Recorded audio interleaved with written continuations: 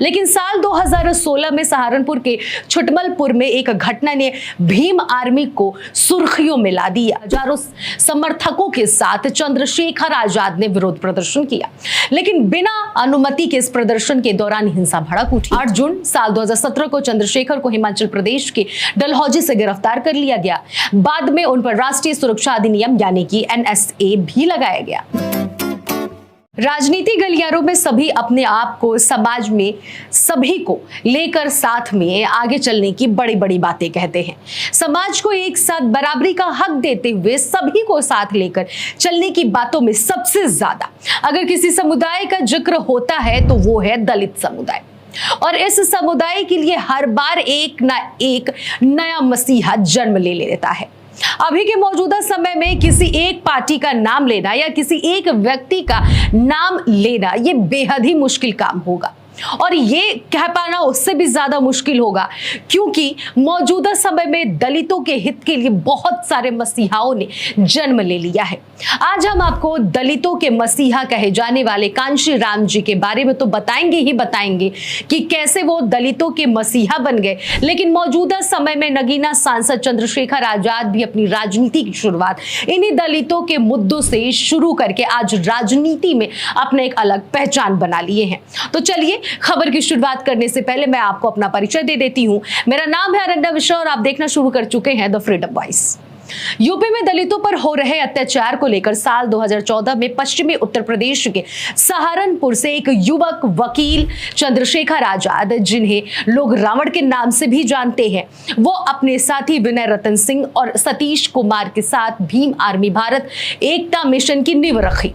इसका मकसद था दलितों और हाशिया पर पड़े समुदायों के खिलाफ जातिगत अत्याचार को रोकना, शिक्षा के जरिए सशक्तिकरण करना और सामाजिक न्याय की लड़ाई लड़ना। बाबा साहेब आंबेडकर से प्रेरित इस संगठन ने सहारनपुर, मेरठ और मुजफ्फरनगर जैसे इलाकों में 350 से ज्यादा मुफ्त स्कूल शुरू किए, जहां दलित और मुस्लिम बच्चों को मुफ्त शिक्षा दी जाती थी। लेकिन साल 2016 में सहारनपुर के छुटमलपुर में एक घटना ने भीम आर्मी को सुर्खियों में ला दिया।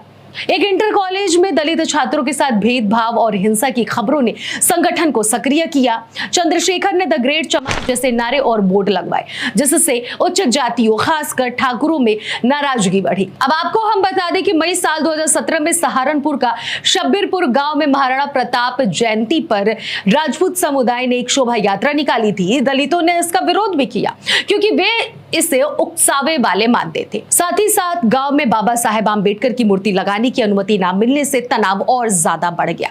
5 मई को दोनों समुदायों के बीच हिंसा भड़क उठी। आरोप है कि राजपूत ने दलितों के 25 घर जला दिए। इस घटना ने पूरे इलाके को हिलाकर रख दिया।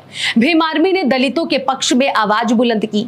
9 मई को सहारनपुर के गांधी पार्क में हजारों समर्थकों के साथ चंद्रशेखर आजाद ने विरोध प्रदर्शन किया, लेकिन बिना अनुमति के इस प्रदर्शन के दौरान हिंसा भड़क उठी। इस हिंसा ने वाहनों और एक पुलिस चौकी को आग के हवाले कर दिया।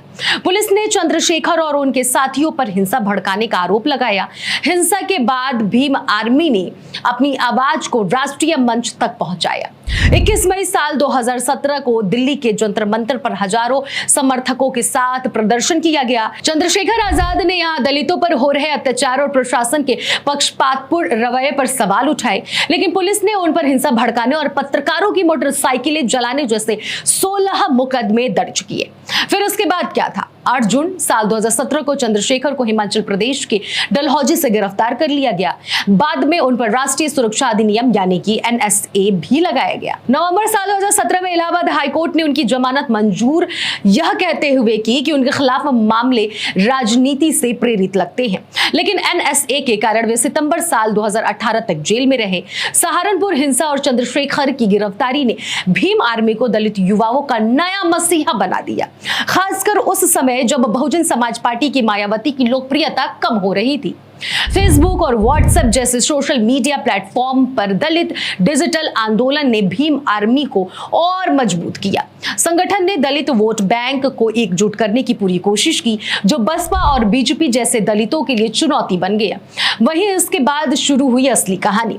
आपको बता दें, जेल से रिहाई के बाद चंद्रशेखर ने महसूस किया कि सामाजिक आंदोलन के साथ साथ एक राजनीतिक मंच की बेहद जरूरत है। 15 मार्च साल 2020 को कांशीराम की 86वीं जयंती पर उन्होंने आजाद समाज पार्टी की स्थापना की। इसका मकसद था दलितों, आदिवासियों, पिछड़ों और अल्पसंख्यकों को एकजुट कर एक नई राजनीतिक ताकत बनाना। पार्टी ने बहुजन की अवधारणा को अपनाया और साल 2022 के उत्तर प्रदेश के विधानसभा चुनाव में हिस्सा लिया।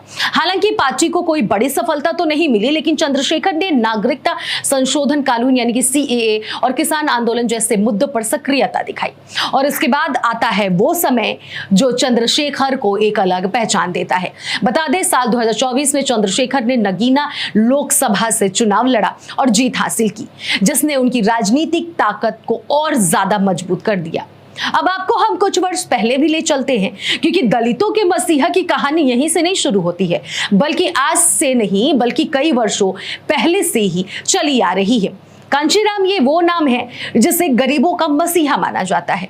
और इन्हें गरीबों का मसीहा क्यों माना जाता था और इन्होंने ऐसा आखिर क्या किया था, इस बारे में आपको हम बताते हैं। दरअसल DS4 और बहुजन समाज पार्टी के संस्थापक कांशीराम का जन्म तो पंजाब के रूपनगर में हुआ था, मगर उनकी कर्मस्थली उत्तर प्रदेश ही रही।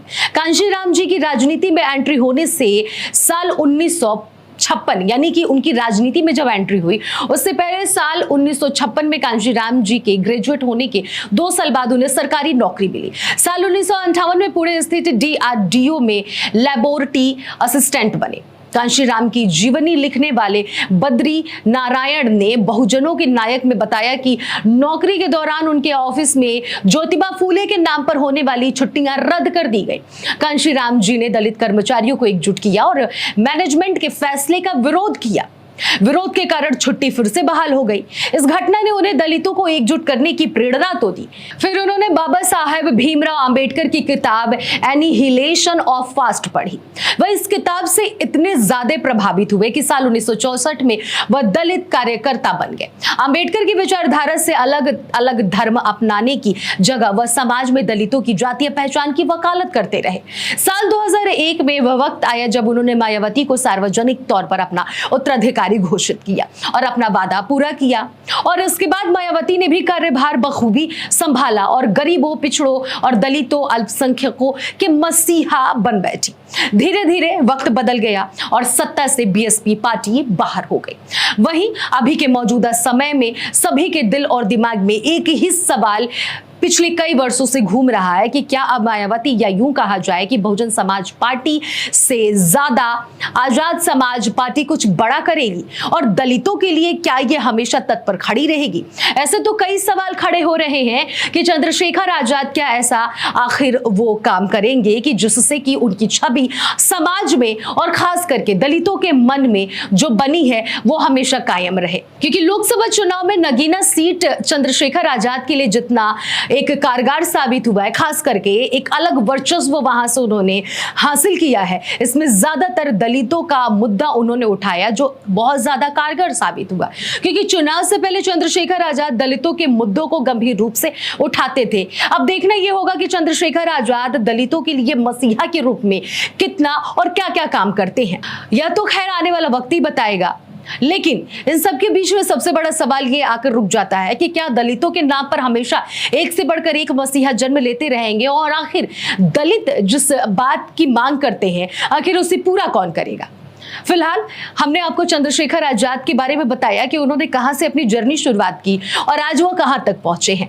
तो यह थी भीम आर्मी से आजाद समाज पार्टी तक की कहानी। सहारनपुर की हिंसा ने न केवल एक सामाजिक आंदोलन को जन्म दिया, बल्कि चंद्रशेखर आजाद जैसे युवा नेता को राष्ट्रीय मंच पर लाकर एक नई राजनीति की शुरुआत की। फिलहाल इस खबर में इतना ही। बाकी खबरों के लिए बने रहिए द फ्रीडम वॉइस के साथ।